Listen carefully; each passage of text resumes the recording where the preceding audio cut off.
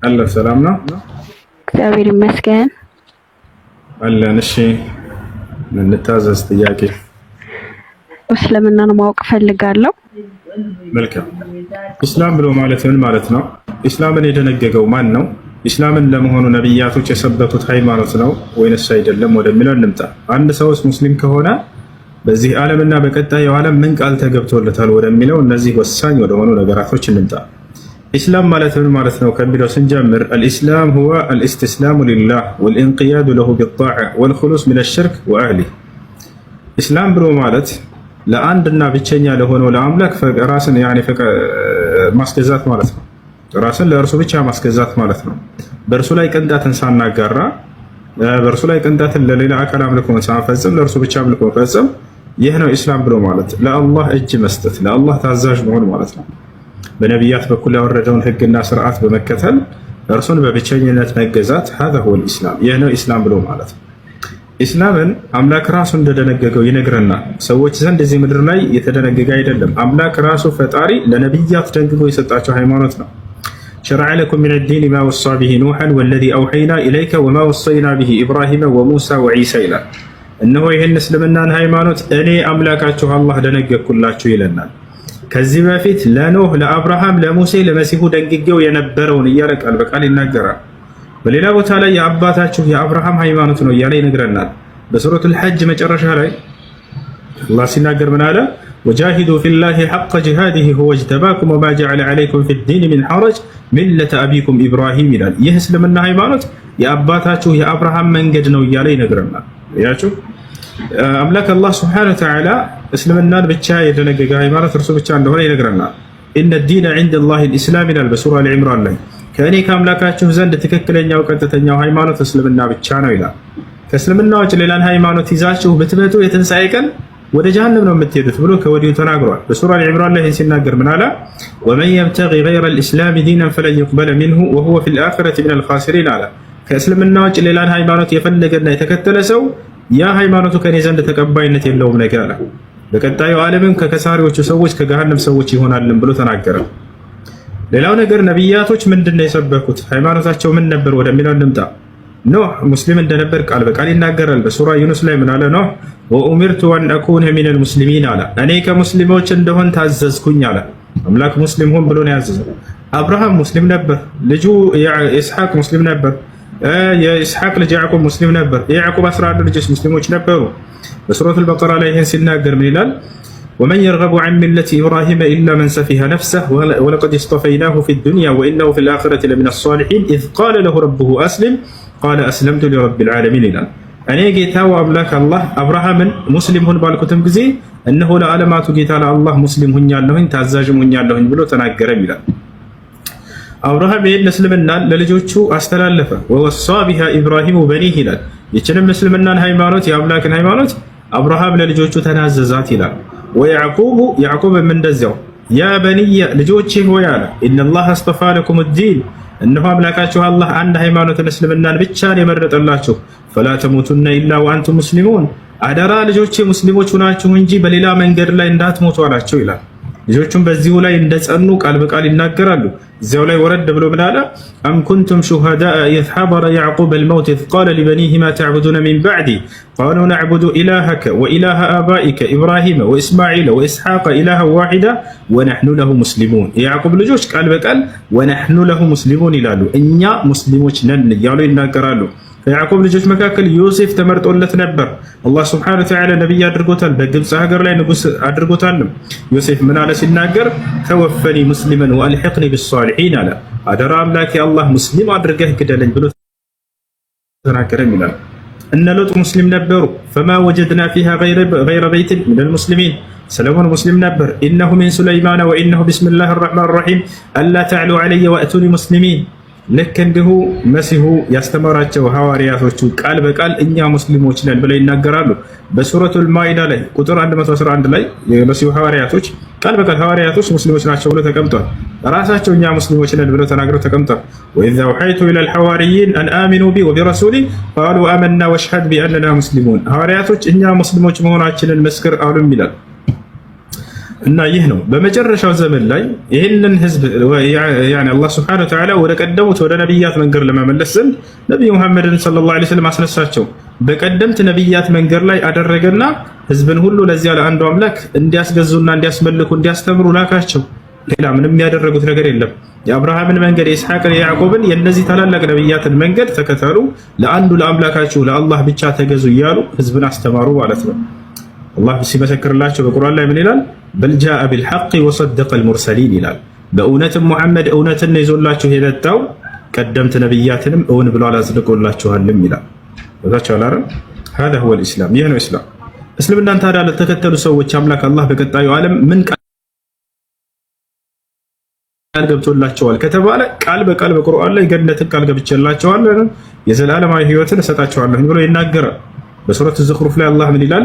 الذين آمنوا بآياتنا وكانوا مسلمين ادخلوا الجنة እነዚያ ሙስሊም የሆኑትን ገነትን ግቡላቸዋለሁ እያለ ቃል በቃል ይናገራል። إن الذين آمنوا وعملوا الصالحات لهم جنات النعيم ይላል። እነዚያ በእኔ በአላህ በአምላካቸው በእኔ አምነው መልካምን ለሰሩ ሰዎች ገነትን ቃል ገባላቸዋለሁ የገነትን ጸጋ ገብቼላቸዋለሁ እያለ ይናገራል። ነቢያችን ሙሐመድ ሰለላሁ ዐለይሂ ወሰለም ለተወለዳቸው ሲያበስሩ ምን አሉ? አልጀነቱ ላ የድኹሉሃ ኢላ ነፍስ ሙስሊም አሉ። ገነትን ሙስሊም ነፍስ እንጂ ሌላ ማንም አይገባባትም ብለው ይናገራሉ። هذا هو الاسلام። እሺ ሚውትሽን አንሺው። እሺ እስልምና ለመቀበል ዝግጁ ነሽ? አዎ። እሺ የምለውን ቃል አብረሽኝ ለማለት ተዘጋጅ። እሺ አሽሀዱ አላ ኢላሃ ኢለላህ ወአሽሀዱ አነ ሙሐመደን ረሱሉላህ። ማሻአላህ ጨርሰሻል። አላህ ምስጋና ይገባ። አሁን ያልሽው ቃል የሸሃዳ ቃል ይባላል። የምስክር ቃል ማለት ነው። ምስክርነቱም ስለ አምላክሽ ነው። እንዲሁም ደግሞ በዘመኑ ስለተላከልሽ ነብይ ነብይነትን በመስከር ነው። ትርጉሙ አሽሀዱ አን ላ ኢላሃ ኢለላህ ማለት እነሆ ከአንዱ ከአላህ በስተቀር ሌላ በእውነት የሚመለክ አምላክ የለም ብዬ መሰክራለሁ ማለት ሲሆን ወአሽሀዱ አነ ሙሐመድን ረሱሉላህ ማለት እስራኤልም ይሁን አይሁዶችም ተከትለው የመጡት አንድ አምላክን እያመለኩ ነው። አብ ወልድ መንፈስ ቅዱስ የሚባል በብሉይ ኪዳንም የለም። ያለው አንድ አምላክ ነው። አሁን ይሄ አብ ወልድ መንፈስ ቅዱስ አለ ለማለት ነው እግዚአብሔር የሚለው ቃል የከተቱት። አየህ፣ አብም እግዚአብሔር፣ ወልድም እግዚአብሔር፣ መንፈስ ቅዱስ እግዚአብሔር ለሰዎች ሆን ብለው ያደረጉት ነገር ነው። ይሄ ክርስቲያኖች አስቀድሞ ከመጀመሪያው ክርስትና የሚለው ራሱ እኮ ሰዎች ሰየሙ እንጂ ክርስትና የሚባልም እንትን የለም። እነዚህ የክርስቶስ ተከታዮች ብለው የሰየሙት የማያምኑ አሕዛቦች ልክ አሁን አንተን ልቃወም ሙስሊም የሆነ ነገር ብዬ ላወጣልክ እችላለሁ። ይህ ስም የወጣው እንደዛ ነው። በመጽሐፍ ቅዱስ ሃይማኖታችሁ ክርስትና፣ እምነታችሁ ክርስትና የሚል ነገር የለም። መጽሐፍ ቅዱስ ላይ የለም። አምላክን ታምናለህ።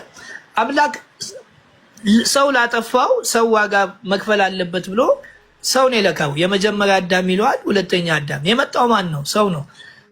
እሱ ላይ ነው ውይይት የምናደርገው እኛ። አምላክ ላይ አንዱን አምላክ እንዴት ነው በእስልምና አንዱን አምላክ እኔ ሃይማኖት አሁን ሃይማኖት የሚባል ነገር ማለት የለም በመጽሐፍ ቅዱስ ውስጥ ስለሌለ ሃይማኖት ብዬ አላምንም። ከዚህ በኋላ እምነት አለኝ። እምነቴ አንዱ አምላክን አምናለሁ። አንዱ አምላክ ደግሞ ሰው የሆነውን ኢየሱስ ክርስቶስን ልኳል። በሱ በተከፈለው ዋጋ ብዬ መጽሐፍ ቅዱሴን እንዲህ ነው የማነበው። ስላሴ የሚባል አልተጻፈም። ሶስት አካል ማለት ሶስት አምላክ ነው። ምንም ጥያቄ የለውም። እነዚህ ነገሮች ይኸውልህ መጽሐፍ ቅዱስ ውስጥ የሉም። የማያነብ ትውልድ ስለሆነ ይሄ የሰዎች ተከታይ ተጽዕኖ የማምጣት በፖለቲካ ዓለምን የለወጡበትና የቀየሩበት ነገር ስለሆነ ተጽዕኖ ስለሆነ ነው። ሰዎች እየጨነቀው ነው። አሁን ስለ ስላሴ ማስረዳት ማንም አይችልም። በቃ ዝም ብለህ እመን፣ ዝም ብለህ ተቀበል፣ ዝም ብለህ እመን፣ ዝም ብለህ ተቀበል የሚባል ነገር አለ እንዴ? በግዳጅ አምላክን እንድትከተሉ አይፈልግም እንደ መጽሐፍ ቅዱስ እኛን። ግን እሱን አለመከተል ደግሞ ሊጎዳ የሚችል ደግሞ ነገር አለ። እሱም ባትከተል ማንን ልትከተል ነው? ራስን ብትከተልም አትጠቅምም። ሌላ ደግሞ ሰይጣን አለ፣ እሱን ልትከተል ነው ማለት ነው። ስለዚህ ወደ አንዱ ስፍራ አምላክ አንዱን አምላክ ወደሚነገርበት ነው። መጽሐፍ ቅዱስ ሳነብ በቃ አንድ አምላክ ብዬ ነው አሁንም ማምነው። ባለፈው ከሶስት አምላክ ከሚያመልኩ አንድ አምላክ የሚያመልኩ ሙስሊሞች ይሻላሉ ብዬ በጣም እየደረሰብኝ ያለው ነገር አይገርመኝም። ማለት እኔ ላመንኩበት ነገር ህይወቴን ብሰጠው የተሻለ ስፍራ እሄዳለሁ እንጂ እዚህ ምድር ላይ ምንም አዲስ ነገር የለም። እና በዚህ ምክንያት ምን ልል ነው አሁን ወደፊት እንነጋገራለን እናንተ በምን በአንዱ አምላክ። ከዛስ አዲስ ኪዳን መተን በብሉይ ኪዳን ያለው ስርዓት እንደውም አንዳንድ ሰዎች ክፉ እግዚአብሔር ይሉታል። እንደውም በብሉይ ኪዳን ክፉ የተባለው እግዚአብሔር እንዴት ለሰዎች ያሳየውን ፍቅር እኔ ገብቶኛል። ለምን ሰዎች ሞተው እንዲቀሩ አይደለም፣ ዋጋ ከፍሎ አድኗቸዋል ስላለ መጽሐፍ ቅዱስ ለካ የሰው ልጅ እንዳይጠፋ ያንን ይላል። ከዛስ ነብዩ መሐመድ እዛ ላይ እናወራለን ስለ አላህ ምን ብለዋል። ይሄ አንዱ አምላክ እንወያያለን። ባንግባባስ በቃ እንግባባን። በፍቅር መወያየት አይቻልም? ጦርነት ለምንድን ነው የምንከፍተው? ለምንድን ነው የሰው ጉዳይ አንስተን ለምሳሌ እዚህኛው እንደዚህ ተብሎ ያኛው እንደዚህ ተብሎ ምን ይጠቅመኛል? እኔ አምላክን ስታሳውቀኝ ነው አይደለ? ከአምላክ ጋር ካላገናኘኸኝ ለእኔ ምንድን ነው የሚጠቅመኝ? የአንድ ሰው ስህተት፣ የአንድ ሰው ጉድለት፣ የአንድ ሰው የሆነ ነገር ምንድን ነው? እኔ አምላክ አይደል? አንተ ብትሳሳት ባትሳሳት ከእኔ ህይወት ጋር የሚገናኝ ነገር አለ ወይ? እስልምናን አስረዳኝ። አላህ አንድ አምላክ ነው አይደል? አዎ፣ እኔም አንድ አምላክ እላለሁ። ታዲያ በምን እናገናኘው? ገባ? እኔ ሃይማኖት የለኝም። ሃይማኖት የሚባል ነገር የለም። በመጽሐፉ ነው። እስልምና ላይ ሃይማኖት አለ ሊል ይችላል። ቁርአንን ስላልተቀበልኩት ሀሳቤን በደንብ እንድትረዳ ነው። ይሄ ለሰዎች በነፃነት እንዲኖሩ ነፃ የሆኑን አንዱን አምላክ እንዲያገኙ የምናደርግበት ያለ ተጽዕኖ፣ ያለ ህግ፣ ያለ ጭቆና ሰዎች አንዱን አምላክ እንዲያገኙ ይሄን እንተባበራለን። ከአንተ ጋር አንድ አምላክ ስላልክ አዎ ተስማምተናል። ከዛስ ኢሳ ጋር አልመሲ ጋር እንመጣለን። እኔም ስለ ኢየሱስ አስረዳለሁ። አንተ ስለ አልመሲ የትኛው ጋር ነው ታዲያ? ያንተ መጽሐፍ ነው ወይ ቁርአኑ ነው ወይስ አዲሱ ኪዳን የኢየሱስ ክርስቶስ ትምህርት ያወራት አንድ ነው? አንድ ከሆነ ወደ አንድነት እንዴት እናምጣው? አያ የዘላለም ህይወት እንዴት ነው የምናገኘው? ኦኬ ህግና ስርዓቶች አሉ። ኦኬ ህግና ስርዓቱ እንዴት ነው? እስልምና ላይ ይሄን መወያየት ሲገባ አንድ አምላክን የማያውቅ አምላክን እኮ አያውቀውም። ሶስት አምላክ ብሎ የሚያመልክ ሰው እፎይ የሚሉትን ሰዎች ሚሊዮኖች ሺዎች ራሱ ሳይድን አምላክን ሳያውቅ የሌላን አምላክ እንትን የሚል ከሆነ ይህ ሰውዬ ምንድን ነው? እሺ ወደ እሱ እንሂድ። ወደ ሶስት አምላክ ሊወስደኝ ነው። ቪዲዮም ሰርቻለሁ፣ ሄዳችሁ እዩት። እኔ አጭር ቀን ነው የምነግራችሁ። አላህ በቁርአን ላይ ሲናገር ቁል ኢነማ አዒዙኩም ቢዋሒዳ አን ተቁሙ ሊላሂ መስና ወፉራዳ ሱመ ተተፈከሩ ይላል። አላህ ስብሓነሁ ወተዓላ በቁርአን ላይ ሲናገር እኔ በአንድ ነገር ነው የምመክራችሁ በላቸው ይላል። በነጠላም አንድም ሆናችሁ ሁለትም ሆናችሁ ቆም ብላችሁ እንድታስተውሉ እንድታገናዝቡ ነው አለ። ቆም ብላችሁ አስቡ እያመለካችሁት ያለውን አምላክ ያን አንድና ብቸኛ የሆነው በአንድነቱ ላይ ሶስትነት የሌለበት ያለ ዘላለም ሕያው የሆነው በሕያውነቱ ላይ ሞትነት የሌለበት ያን መለኮት ብቻ የሆነውን በሁሉ ባህሪው በመለኮትነቱ ሰማዋት ወልአርድ ወማ በይነሁማ የተባለው የሰማያትና የምድር በመካከላቸው ያለው ፍጥረት ሁሉ ጌታ ተብሎ የተገለጸው ያን አንድና ብቸኛ የሆነውን አምላክ እንድታመልኩ ጥሪያችን ነው። ክርስቶስ ከነቢያቶች መካከል አንድ ነቢይ ነው። እኛ ክርስቶስን አንጠላው፣ በጣም ነው የምንወደው። እንደ ክርስቲያኖች ከሚገባው በላይ ከፍ ከፍ አድርገን ወደ መለኮት አላነሳ ነው። እንደ አይሁዲዎችም ከሚገባው በታች ዝቅ አድርገን እርሱ ሐሰተኛ ነው አላልንም። ተአምራቶቹም ድግምት ናቸው አላልንም። እርሱ የዝሙት ልጅ ነው አላልንም። ይልቁንስ እርሱ በአምላካችን በአላህ ጥበብና ኃይል በተአምራዊ መንገድ የተገኘ ነው። ያለ ወንድ ዘር ፈሳሽ ከሴት ብቻ አምላክ አላህ ስራውን በእርሱ ላይ ሰርቶ አስደናቂነቱን አላህ የገለጸበት የሆነ ትልቅ የአላህ ስብሐነሁ ወተዓላ ጥበብ ነው ክርስቶስ። አላህ ተአምር ብሎ ገልጾታል ክርስቶስን። ወጀዐልነ ብነ መርየመ ወኡመሁ አየተን ይላል። የማርያምን ልጅ ክርስቶስንና እናቱንም ጭምር ድንቅ ተአምር አድርጌያቸዋለሁ ይላል። አያችሁ፣ እነዚያ ይሁዲዎች ይሄንን አያምኑ። እርሱ በዝሙት መጣሉ የሰራቸውን ድንቅ ተአምራቶችንም እነዚህ ተአምራቶች ሳይሆኑ ድግምት ናቸው አሉ። ልክ እንዲሁ እርሱንም አንተ ሐሰተኛ ነህ እውነተኛ አይደለህም አለ። ነገር ግን አምላክ አላህ ሱብሓነሁ ወተዓላ ሁሉ መለሰባቸው። እርሱ ትክክለኛ የእኔ መልእክተኛዬ ነው አላቸው። እርሱ ድግምትን ሳይሆን ድንቅ ተአምራቶችን ነው የሰራው አላቸው። እርሱ በዝሙት የመጣ ሳይሆን በእኔ ቃልና በእኔ መንፈስ የተገኘ ተአምራዊ የሆነ ፍጡር ነው ብሎ ገለጸው አላህ ሱብሓነሁ ወተዓላ። አያችሁ፣ እነዚህን ነገራቶች ይዘው ደግሞ ከዛኛው ጠርዝ ይዘው ክርስቲያኖች እርሱን ወደ መለኮት ከፍ አደረጉት። ነገር ግን ነቢያችን ሰለላሁ ዐለይሂ ወሰለም አላህ መልአክ ግድ ሆነበት። በዚህ መካከል ላይ ቁጭ ያደረጉት ክርስቶስን መጥተው እንደናንተም ስተት ነው ወደ መለኮት ከፍ ያለ አይደለም፣ እንደናንተም እንደ አይሁዶች ከሚገባው በታች ዝቅ ያለ አይደለም፣ እርሱ የተከበረ የአምላክ መልእክተኛና ነብይ ነው ብለው ነቢዩ ሰለላሁ ዐለይሂ ወሰለም ለትውልድ አስተማሩ።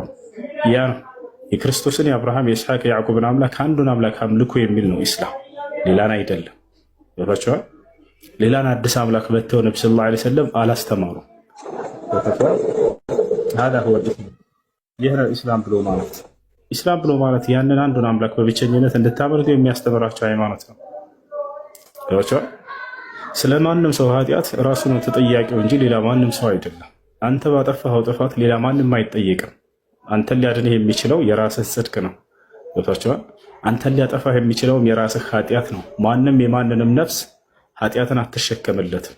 አላህ በቁርአን ላይ ሲናገር ኢን አሕሰንቱም አሕሰንቱም ሊአንፉሲኩም ወኢን አስአቱም ፈለሃ አለ።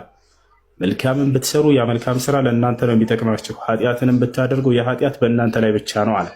በሌላ ቦታ ላይ ወላ ተዚሩ ዋዚረቱን ወዝረ ኡኽራ አለ። ማንም ነፍስ የማንንም ነፍስ ኃጢአት አትሸከምም አለ። ወአን ለይሰ ሊልኢንሳኒ ኢላ ማ ሰዓ አለ። ለሰው ልጅ ከራሱ ከሰራው ስራ ውጭ ሌላ የለውም እያለ ይናገራል። መን ጃአ ቢልሐሰነቲ ፈለሁ ዐሽሩ አምሳሊሃ ወመን ጃአ ቢሰይአቲ ፈላ ዩጅዛ ኢላ ሚስለሃ እያለ ይናገራል። እንዲህ አይነት አናቅጾች ስለ እኔ ኃጢአት አንድ አካል መጥቶ ተገደለልኝ ተሰቀለልኝ አይሰራም። ስለ አንተ ኃጢአት ራስህን ተጠያቂ፣ ስለ አንተ ጽድቅና ያ ጽድቅህ ለራስህ ብቻ ነው የሚጠቅመህ። ይህ መጽሐፍ ቅዱስም ላይ ያለ ነገር ነው። ሕዝቅኤል ምዕራፍ 20 ቁጥር 18 ላይ ምን ይላል? ማንም ነፍስ የማንንም ነፍስ ኃጢአት አትሸከምም ይላል። ገብቷችኋል? ምን ማስረጃ አለ ይላል? አለ መጽሐፍ ቅዱስ ላይ ማስረጃ አውጥተና አሳየህ። ቆይ እንዲለውጣላችሁ የማንንም ኃጢአት ማንም አይሸከምም የሚለው ላይ ሕዝቅኤል ምዕራፍ 18 ቁጥር ላይ ልጅ የአባቱን ኃጢአት ምን አይልም አይሸከምም፣ ሁሉም ሰው የሚጠየቀው በራሱ ኃጢአት ነው ብሎ ሕዝቅኤል ላይም ይናገራል። በጣም የገረመኝ ግን አንተ ስለ ኢየሱስ ክርስቶስ እኮ እየነገርከን ነው። አንዱ አምላክ ኢየሱስ ምንድን ነው ታዲያ? እስቲ ኧረ በደንብ ማውራት አለብን። እኔ እኮ አሁን ፖለቲከኞች የሃይማኖት ፖለቲከኞች ናቸው እኮ የሆነ ነገር እያደረጉ እየበጠበጡን ያለው እንጂ ይኸው አሁን እኮ መልእክተኛው እንደላከው አላህ እሱን ልኮ ለእኛ እንደላከው እየተናገርክ ነው። ይሄ ደግሞ መጽሐፍ ቅዱስ ላይ ተልኬ መጥቻለሁ ይላል እኮ እሱ ራሱ የአባቴን ፍቃድ ልፈጽም ነው ይላል። አሁንም የሕዝቅኤል 18:20 ላይ አውጥተህ አሳያቸው። እኔ ስናገርም ያው እንደንትን አንተን የሆነ ነገር እንዳይሉ ይሄ በትክክል ያልከውን በትክክል ሕዝቅኤል 18:20 አውጣና አሳያቸው። መጽሐፍ ቅዱስ ይዛል አሳያቸው። አንተ ያልከውን አሳያቸው። ሕዝቅኤል 18:20 አንብበው። እንትን እንዳይመስል ትክክል እንደተናገርክ እኔ ማስረጃ እንደሆን ነው።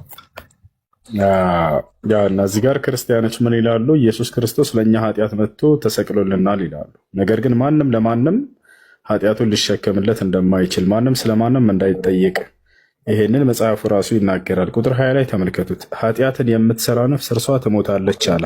ማን? ኃጢአትን ምን ነፍስ የምትሰራ ነፍስ። ኃጢአት የሚሰራ ነው እንጂ የሚወረስ አይደለም። ኃጢአት አይወረስም። ገባ? ኃጢአትን የሚሰራ ሰው ለምሳሌ ሮሜ ምዕራፍ 8:34 ላይ ምን ይላል? ሁሉም ኃጢአትን ሰርተዋል ይላል።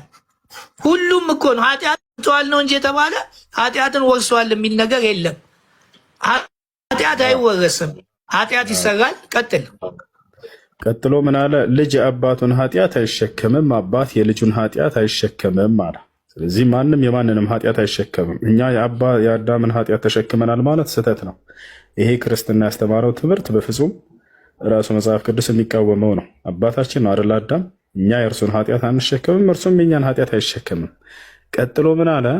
የጻድቁ ጽድቅ በራሱ ላይ ይሆናል አለ። ብትጸድቅ ለራስህ ነው አለ። በቃ የኃጢአተኛውም ኃጢአት በራሱ ላይ ይሆናል አለ። አየህ፣ ኃጢአትን ብትሰራ በአንተ በራስህ ላይ ነው፣ አይፋታም ኃጢአት። ታዲያ ከዚያ ከኃጢአታችን የምንድንበት መንገድ ምንድን ነው ከተባለ ንስሐ ነው፣ መመለስ፣ ተውበት ማድረግ ነው። ቀጥሎ ምን አለ? ኃጢአተኛውም አለ ካደረጋት ኃጢአት ሁሉ ቢመለስ አለ፣ ትእዛዜን ሁሉ ቢጠብቅ፣ ፍርድንና ቅንን ነገርን ቢያደርግ ፈጽሞ በሕይወት ይኖራል እንጂ አይሞትም አለ። እያደለ ከኃጢአትህ ንስሐ ብታደርግና ብትመለስ ወደ አምላክህ አንተ ትድናለህ። የምትድንበት እጅ በአንተ በራስህ እጅ ነው ያለው። ገብታችኋል? ከኃጢአትህ ንስሐ ማድረግና መመለስ፣ የበደለው በደል ሁሉ አይታሰብበትም አለ። ቀጥሎ ምክንያቱም ሰው ተመልሷል ወደ አምላኩ፣ ንስሐ አድርጓል። በሰራው ጽድቅ በሕይወት ይኖራል አለ። አየህ፣ በራስህ በሰራው ጽድቅ በሕይወት ትኖራለህ። በእውኑ ኃጢአተኛ ይሞት ዘንድ እፈቅዳለሁ ሆነ ይላል ጌታ እግዚአብሔር።